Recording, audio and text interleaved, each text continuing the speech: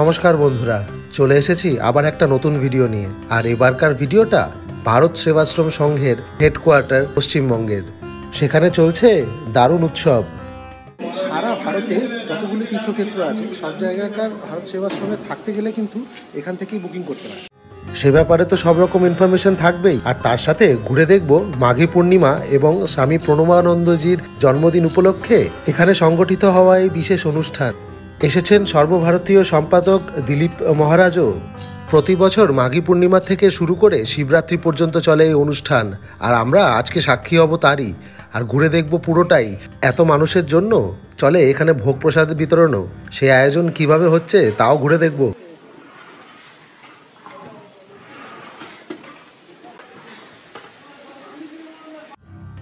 শুধু এই অনুষ্ঠানের সময়ই নয়, সারা বছর ধরে প্রতিদিনই খাওয়ানো হয় ভোগ প্রসাদ। থাকবে সে ব্যাপারেও সব ইনফরমেশন।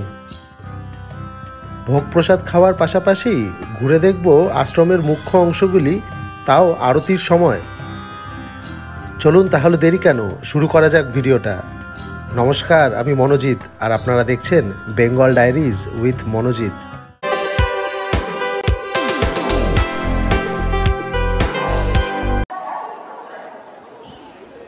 সকাল সকাল শিয়ালদার দক্ষিণ শাখা থেকে ট্রেন ধরে পৌঁছে গেলাম বালিগঞ্জ স্টেশনে, এবং স্টেশনের বাইরে থেকে রাধা বল্লভী এবং আলুর দম খেয়ে রওনা দিলাম রাসবিহারী এভিনিউয়ের উপর পায়ে হাঁটা দূরত্বে থাকা ভারত সেবাশ্রম সংঘের মুখ্য কেন্দ্রে। শুরুতেই চোখে পড়ল এই জায়গাটি। এটি এখানকার চিকিৎসা কেন্দ্র। আজ অনুষ্ঠানের দিন এবং রবিবার, তাই বন্ধ রয়েছে। এটি প্রাথমিক চিকিৎসালয় হলেও জোকার কাছে রয়েছে ভারত সেবাশ্রমের দ্বারা নির্মিত হাসপাতাল। সেখানেও কিন্তু নিঃশুল্ক চিকিৎসা করা হয়ে থাকে। স্বামী প্রণবানন্দ মহারাজজির স্মৃতি বিজড়িত এই জায়গাটিতেই রয়েছে তার তখনকার যোগ ব্যায়াম করার স্থানটিও। নমস্কার বন্ধুরা, চলে এসেছি আরেকটা ভিডিও নিয়ে। আর এবার আমরা বালিগঞ্জে, আর তাও কি ভারত সেবাশ্রমের পশ্চিমবঙ্গের হেডকোয়ার্টার। এখানে চলছে আজকে ফুলদলের উৎসব। এই ব্যাপারে পরে বলছি। তবে হ্যাঁ, বালিগঞ্জের স্টেশনের খুব কাছেই কিন্তু এই জায়গাটি রয়েছে। বৈশিষ্ট্য, এখানে চিকিৎসালয় রয়েছে একটি দেখলেন, আর সারা ভারতে যতগুলি তীর্থক্ষেত্র আছে সব জায়গাকার ভারত সেবাশ্রমে থাকতে গেলে কিন্তু এখান থেকেই বুকিং করতে হয়। তো সেই সব ইনফরমেশনও দেবো আর ঘুরিয়ে দেখাবো পুরোটা। চলুন। সালটি ছিল 1917, যখন আচার্য শ্রীমত প্রণবানন্দজি মহারাজ এই সংঘের স্থাপনা করেন। এখান থেকে বেরিয়ে এই তরুণটির নিচ থেকে 2-4 পা গেলেই পৌঁছে যাবেন ভারত সেবাশ্রম সংঘের পশ্চিমবঙ্গের হেডকোয়ার্টারে। 1896 খ্রিস্টাব্দের 29শে জানুয়ারি ঠিক এরকমই এক মাঘী পূর্ণিমার দিনেই জন্মগ্রহণ করেছিলেন প্রণবানন্দ মহারাজজি। মাঘী পূর্ণিমা উপলক্ষে সেজে উঠেছে জায়গাটা। দেখছেন তো কত সুন্দরভাবে, দেখুন পিছনটা।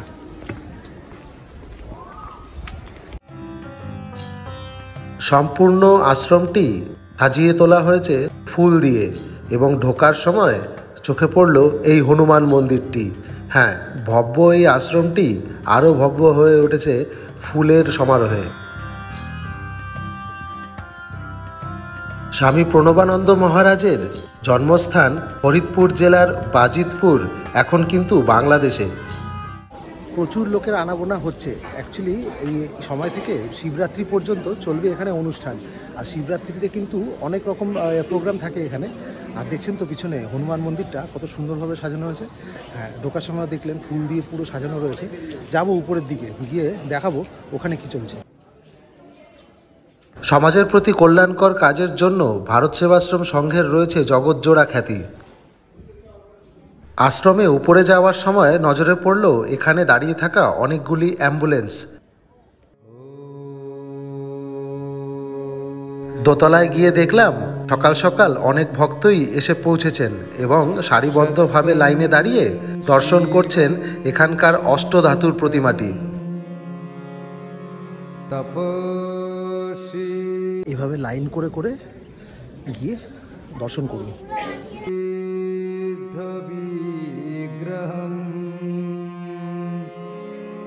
যোগীশ্বরং যোগীরাজং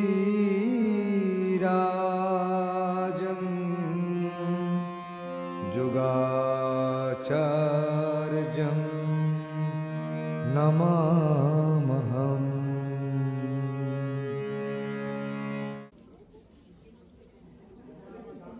অনুষ্ঠানের সময় হওয়ায় সময়ও লাগছেও বেশি।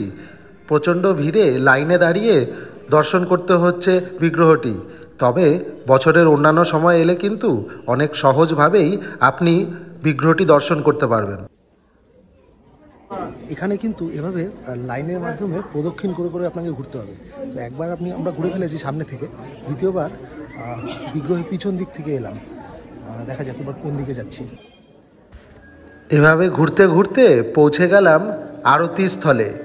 তবে আমরা ঠিক করলাম আগে উপরটা ঘুরে আসি। এখানে রয়েছে এখানকার সকল মহারাজদের থাকার জায়গা, অর্থাৎ এখানেই থাকেন এখানকার মহারাজরা। আর এখানে কেউ দেহ রাখলে তাদের নামেই ডেডিকেট করে দেওয়া হয়। যেমন এই রুমটি এখন তালাবদ্ধ।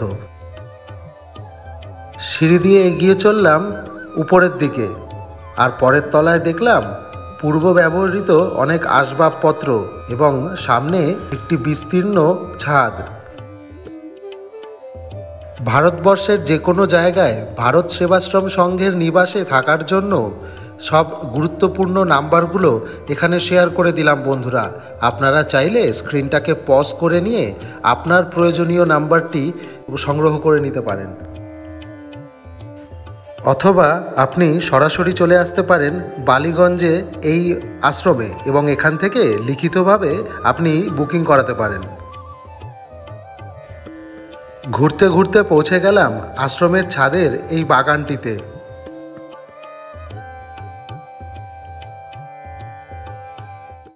আমরা এখন চলে এসেছি ভারত সেবাশ্রমের একদম ছাদে। যে দেখছেন প্রধান বিল্ডিংটি, তার ছাদে।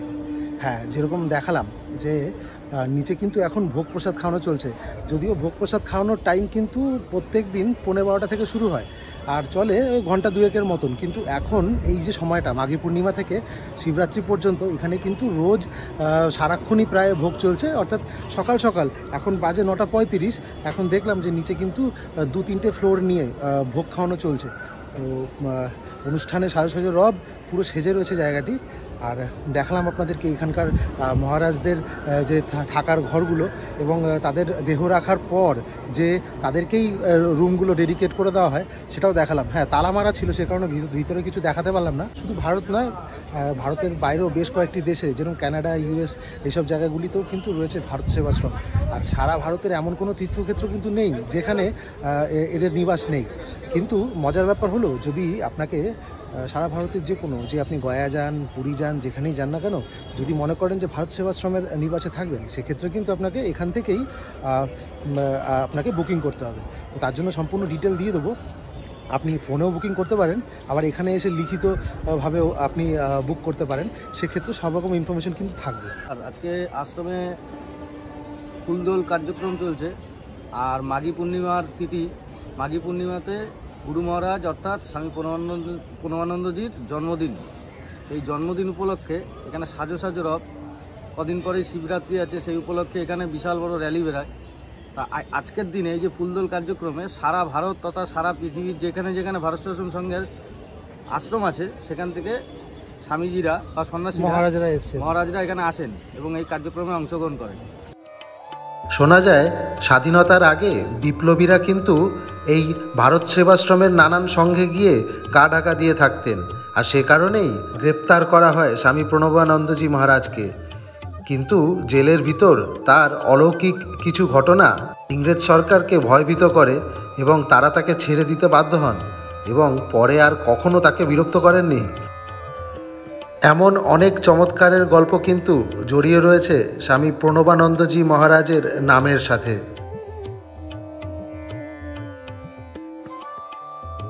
কিছুক্ষণ উপরে দাঁড়িয়ে আবার নেমে চললাম নিচের দিকে, কারণ এখন কিন্তু আরতির সময় হয়ে আসছে।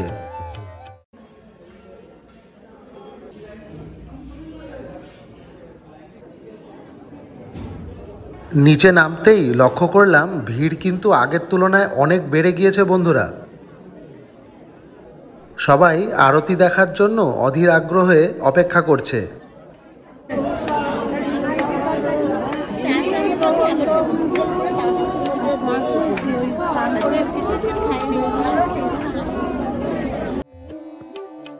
ধীরে ধীরে লাইন এগিয়ে চলেছে আরতি দেখার জন্য। লাইন দেওয়া নিয়ে একটা সমস্যা দেখা দিয়েছে, যে যার মতন যে কোনো লাইনে ঢুকে যাচ্ছে। তবে আমরা লাইন ছাড়ি না, এখন লাইনে রয়েছি। প্রচুর ভিড় বেড়ে যাওয়ায় লাইনগুলি কিন্তু আর আগের মতন সুসংগঠিত নেই, যে যেখানে পারছে ঢুকে যাচ্ছে। ইতিমধ্যে ভোগ প্রসাদ দেওয়াও শুরু হয়ে গেল।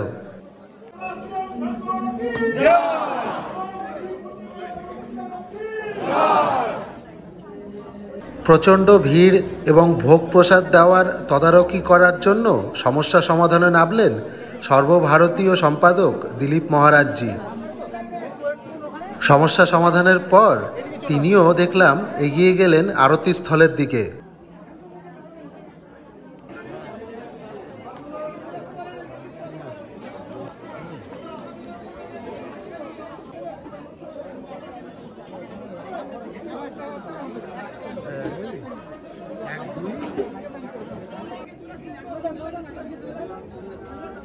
আরতি ক্ষেত্রের দিকে যত এগোতে লাগলাম ততই দেখলাম জায়গাটি সেজে রয়েছে অপরূপ সুন্দরভাবে।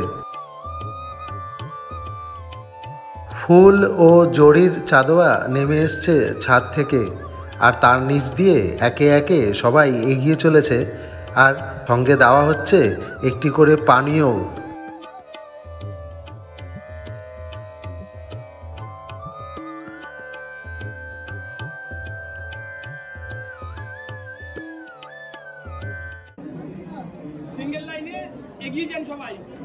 এখানকার আরতি কক্ষটি কিন্তু ছিল প্রণবানন্দ মহারাজজির বাসস্থান, অর্থাৎ তিনি জীবিতকালে এখানেই বসবাস করতেন। আজ তার স্মৃতির উদ্দেশ্যে এখানেই আরতি করা হয়। এখানেই রয়েছে এই আশ্রমের প্রধান অফিস কক্ষগুলিও।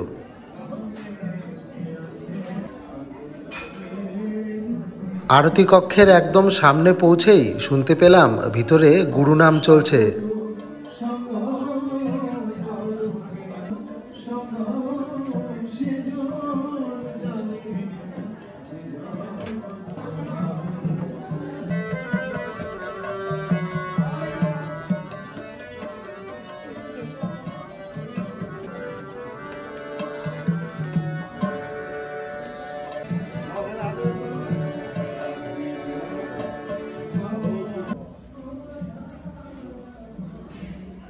তারপর আবার সিঁড়ি ধরে এগিয়ে চললাম উপরের দিকে, আর পৌঁছে গেলাম এখানকার এই শিব মন্দিরটিতে। এই মন্দিরটির বৈশিষ্ট্য হলো এই মন্দিরের গায়ে রয়েছে ভারতে ছড়িয়ে ছিটিয়ে থাকা 12টি জ্যোতির্লিঙ্গের প্রত্যেক কটির ছবি।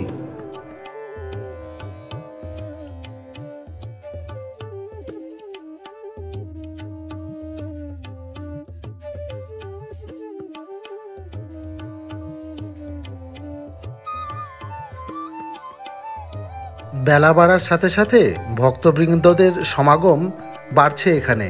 বছরের বাকি সময়ে জোকা হাসপাতালে চিকিৎসারত রোগীদের পরিবারবর্গ এখানে এসেই রাত্রি যাপন করে থাকে বন্ধুরা। দরিদ্রদের সাহায্য করার পাশাপাশি যে কোনো প্রাকৃতিক বিপর্যয়, যেমন 2001-এর গুজরাতের ভূমিকম্প বা 2004-এর ভারত মহাসাগরের সুনামি, এই ধরনের প্রাকৃতিক বিপর্যয়গুলিতে সরকারের সাথে কাঁধে কাঁধ মিলিয়ে কাজ করেছে ভারত সেবাশ্রম সংঘ এবং পৌঁছে দিয়েছে নানান প্রয়োজনীয় সামগ্রী চাহিদা সম্পন্ন ব্যক্তিদের কাছে। এর আগে আপনাদের যেটা দেখালাম ওটা কিন্তু 12খানা জ্যোতির্লিঙ্গের ছবি ছিল, অর্থাৎ সারা ভারতে যে 12টা জ্যোতির্লিঙ্গ আছে প্রত্যেকটি জায়গার ছবি কিন্তু ওখানে দেয়ালে রয়েছে মন্দিরটিতে। দারুণ না? তারপর নিচের দিকে নেমে চললাম ভোগ প্রসাদ গ্রহণ করতে হবে বলে। জনসমাগম আগের তুলনায় অনেক বেড়ে যাওয়ায় স্বেচ্ছাসেবীদের ব্যস্ততা নজরে পড়ল।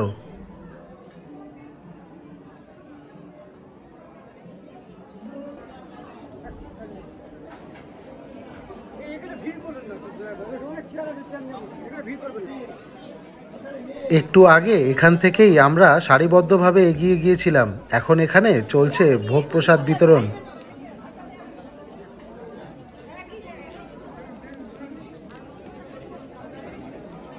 লাইনে বসে পড়েছি দুজন। আর যেহেতু সকালবেলা কষ্ট করে এসছে, গুরু মহারাজ ভক্তদের নিরাশ করেন, একটা করে ফুটি দিয়েছে, ওইটাকে গলা ভিজিয়ে দিতে বলেছে, তারপরে ভোগ প্রসাদ গ্রহণ করতে বলেছে। এখনও কিন্তু সকালের সেই টিফিনের ব্যাপারটিই চলছে, অর্থাৎ এরপর দেওয়া হবে আসল ভোগ প্রসাদ। তাতে থাকবে ভাত, ডাল, তরকারি এবং চাটনি। এখন কিন্তু লুচি, আলুর দম আর পায়েস দেওয়া হচ্ছে। আপনাদের দেখাবো এখানকার রান্নার জায়গাটাও। ভোগ প্রসাদ খেয়ে নিয়েছি, নিচে আসলাম আর কলপারে হাত পা ধুয়ে এবার দেখুন এখন ভিড় করবো লোকজন। অন্যান্য সময় কিন্তু এই পিছনে যে দেখছেন পার্কিংটা, এখানেই খাওয়া দাওয়ার ব্যবস্থা করা। বিপুল জনসমাগমের কথা মাথায় রেখেই এখনও নিচে কিন্তু রয়েছে ব্যবস্থা বসে খাওয়ার, তবে সেখানে লোক এখন খুব একটা নেই। পৌঁছে গেলাম এখানকার রান্নাঘরে আর দেখলাম সুবিশাল সব কড়াইয়ে চলছে রান্না।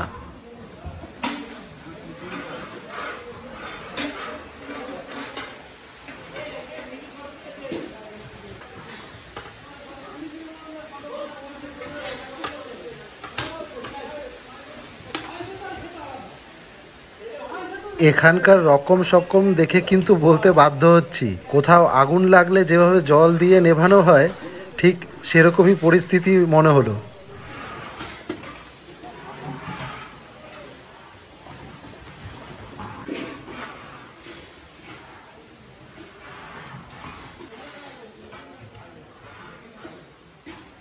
দেখলেন তো পিছনে ওরকম ম্যাসিভ, ওরকম হিউজ হিউজ বড় বড় কড়াইগুলিতে রান্না চলছে। হ্যাঁ, আর হ্যাঁ, এগুলো সম্বন্ধে আমরা শুনেছি, ঐতিহাসিক নানা রকম গল্প শুনেছি যে অনেক বেশি লোকের জন্য রান্নাবান্না কীভাবে হয়, কিন্তু এত বড় কড়াই আমি কিন্তু কখনো দেখিনি। আপনারা দেখেছেন? কমেন্টে জানান।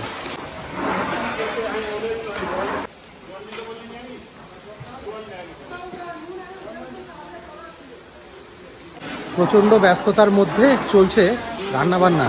তো বুঝতেই পারছেন আজকে অনুষ্ঠান রয়েছে, প্রচুর লোক হয়েছে আজকে। এমনি দিনেও হয়, কিন্তু এত বেশি তো হয় না। তো এত লোককে কীভাবে অ্যাকোমোডেট করা হয় সেটা দেখার জন্য আসলাম। আর দেখছেন তো ওরকম হিউজ হিউজ কড়াইতে রান্না হচ্ছে।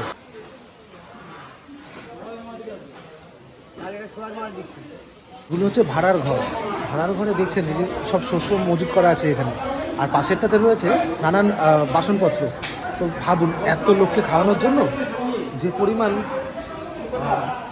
সামগ্রীর দরকার হয়।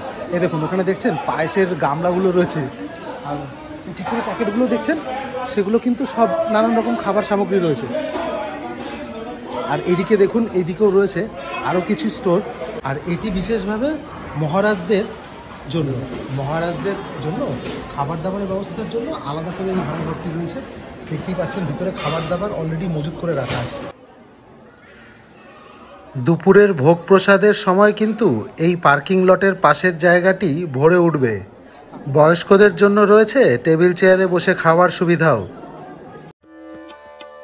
এখান থেকে বেরিয়ে পড়ার আগে আরেকবার এই চত্বরটি ভালো করে ঘুরে নিলাম বন্ধুরা।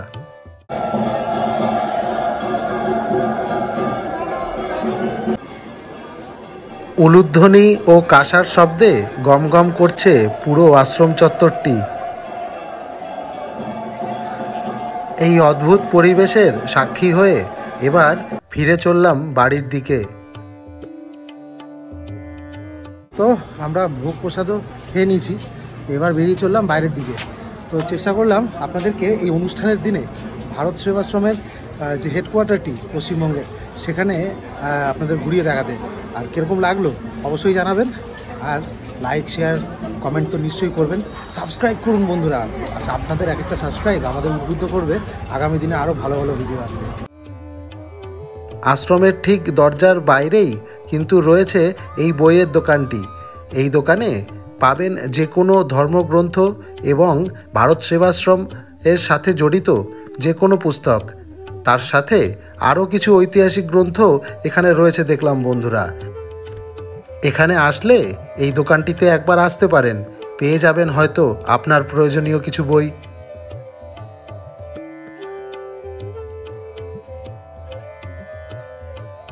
এবার আমাদের বাড়ি যাওয়ার পালা। দেখা হবে পরের সপ্তাহে আবার নতুন আরেকটা ভিডিওতে।